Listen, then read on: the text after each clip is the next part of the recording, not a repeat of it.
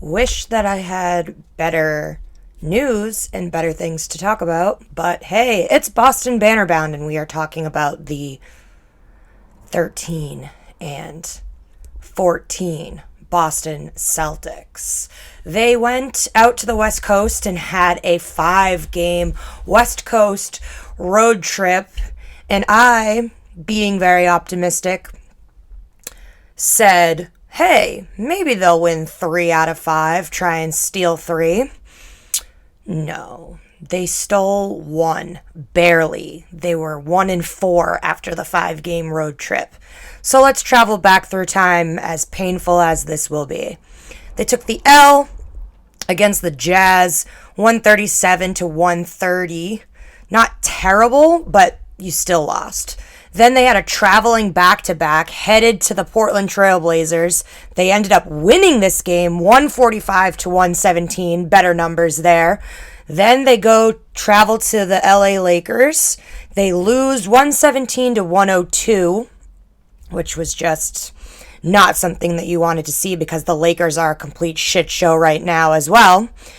And then they had a back-to-back, but no traveling because obviously the Clippers and the Lakers play in the same arena. They lost to the Clippers, the Kawhi-less and the Paul George-less Clippers, which is super embarrassing. Like, I don't know how you lose to a team that doesn't have those two players on them. But yeah, lost to them 114-111. They tried to battle back, but it was too little, way too late there. And then tonight, they lost to the Bookerless Suns 111-90.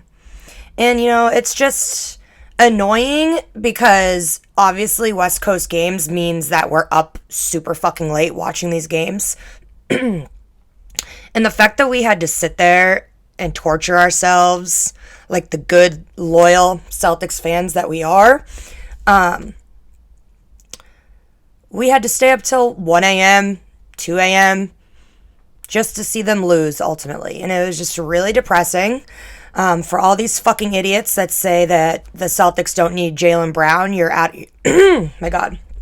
I'm losing my voice. That's how, aggravated this team has made me.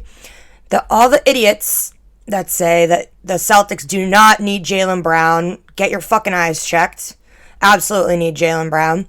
People that say they don't believe that Jaylen and Jason can play together. Now, there, you might have an argument. I'm not going to bullshit you on this. Do I want them to be the dynamic dream team duo? Yes, I do. But do I feel as though they play better when they're not on the court at the same time? Yeah, I do. It's just really sad because opening night, Jaylen Brown had a career high. He, did so well. He played so well. And then it just kind of went downhill. Yes, I get it. He has a hamstring injury, so he has missed 6+ games so far now, being sidelined with this injury. And obviously, I get that we don't want him to overexert himself because we would want a healthier squad postseason or close to postseason. We don't need him right now when we're a 500, now below 500 team. I'd rather him be healthy and 100% and not sending him back there too early and then him re-injuring himself and then it just be a longer process to battle back from an injury. And I hope it's not a lingering injury. I hope he just gets over it and it's done and over with. Let me just say this one thing. When you see Hernan Gomez enter the fucking game, you know that the game is over. There's no hope. There's no hope for the team. The game is just fucking over because that kid is awful. I don't know why we even have him. I don't know why we picked him up. Now I see why he sits on the bench and wastes away because he's fucking terrible. Sorry, not sorry. Rob Will, where did you go? Obviously, you're huge on defense. Didn't really see it that much. It kind of fizzled and faded out in this 5-game West Coast trip. But I will say this. I don't get why on earth, if you see that the lob to Rob, is what I'm calling it, anytime they're alley-ooping it to Rob, he got 2, not 1, but 2 dunks over AD, and you just stop Like, yo, that's working. Keep fucking doing that until they force you to change your course of action. And you know what? If he's getting up there and he's not finishing, at least he's probably getting hacked, which means he's going to be there taking free throws, which is, again, another attempt to score the ball. So, in my mind, I'm not quite sure why we don't use that play, like, in excess, like, on repeat, like, fucking, like, overkill. Keep fucking throwing it to Rob under the basket, get in the fucking paint, and score the fucking ball. Don't get why they don't keep doing that. And if you think that they then develop a defense to prevent Rob from doing that, or double team or block or whatever, then switch to the perimeter and start shooting on the perimeter. But obviously they live and die by the three. Obviously, for some reason, that's their go-to shot. Even if it's fucking terrible, they're always trying to shoot threes. I don't really understand why. They need to do better on their mid-range jumpers. They need to do better getting to the paint and finishing the layups when they're drawing those fouls. You need to finish. That's why it's called an and one. We want you to be doing the and one because we want you to get that two and then get the one. Get it? We don't need you fucking up and then going to the free throw line and maybe getting one of two. We need you to be more successful at the rim. We need you to be getting points on the fucking board. It's not rocket science. I don't know why it's seeming to be so hard to figure it out. Like, I don't know why the Celtics haven't figured it out yet. They need to figure it out fucking quick because the road isn't getting any easier. And they're taking on the Milwaukee Bucks on Monday. The Bucks are 17-10 currently. They are third in the East. Then they take on the Warriors, the fucking hot Warriors. Even without Klay Thompson, they are on fire. Steph is killing it. Steph is trying to get that 3-point record, and he's probably going to get it before they face the Celtics, which would be great because I really can't handle another person or another team breaking a record or making a record of some great magnitude while they're facing the Celtics. I just can't hear about that stat anymore. I can't hear about people's accomplishments while facing us. I just can't do it. So, love Steph, want Steph to be successful, want it to happen before they face the Celtics.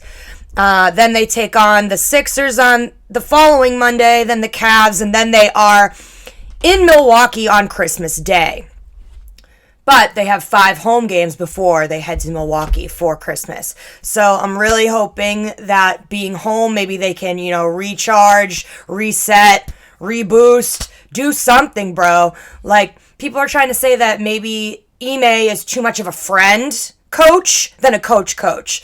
And I'm not quite sure what to make of that, but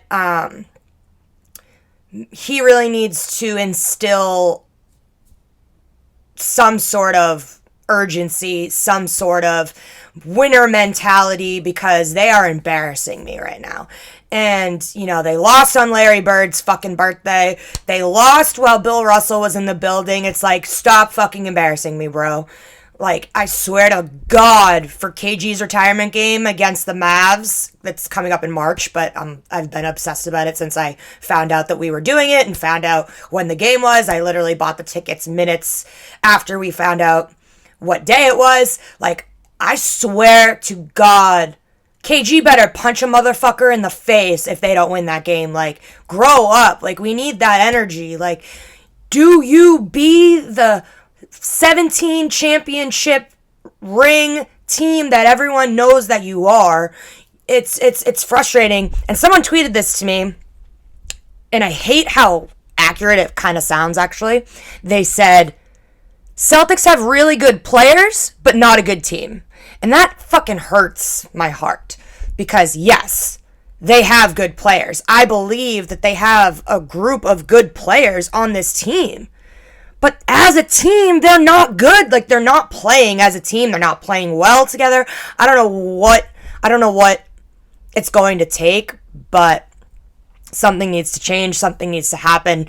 The trade, not deadline, what's the word? You're able to start trades December 15th is what I was told. Like, that's when it opens up to be able to start making trades or something like that. I don't know. I was listening to Celtics post game, and they said something about December 15th and trades, yada, yada, yada. So GM Brad needs to put his big boy pants on and make some decisions. Are we letting people go?